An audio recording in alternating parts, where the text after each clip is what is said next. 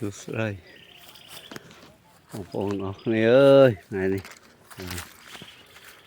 màu đi play here đấy này tết đây đi chụp cái chôm muối này mà thì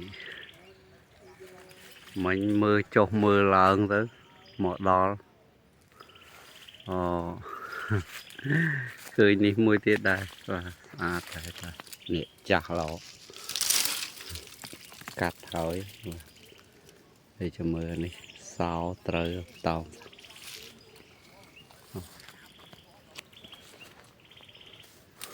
ồ thà nó chập tiền chập đi này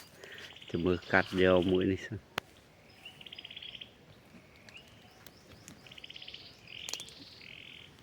này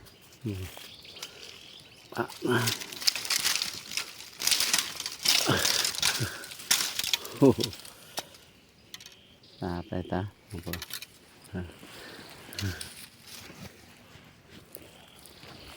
chàng hai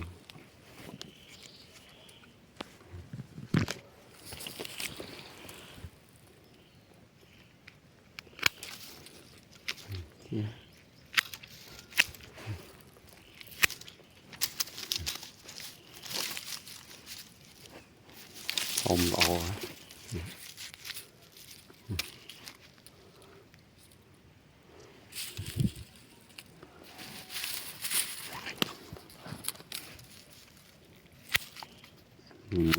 lên thì về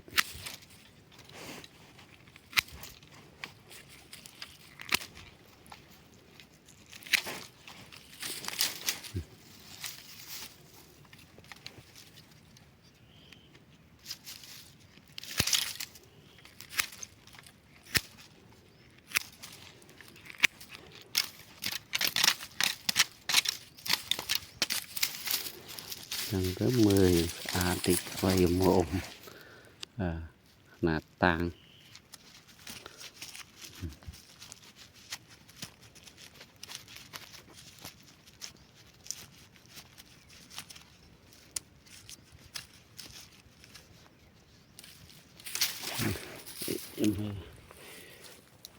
này mùi tiết này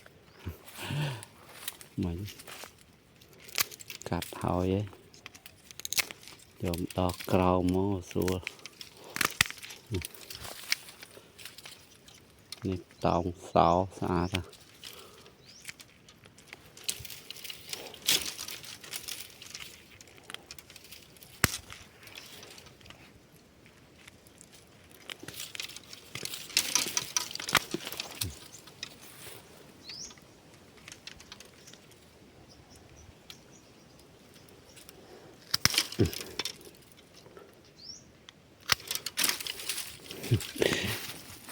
bàn phi nực bài cái này sạch đây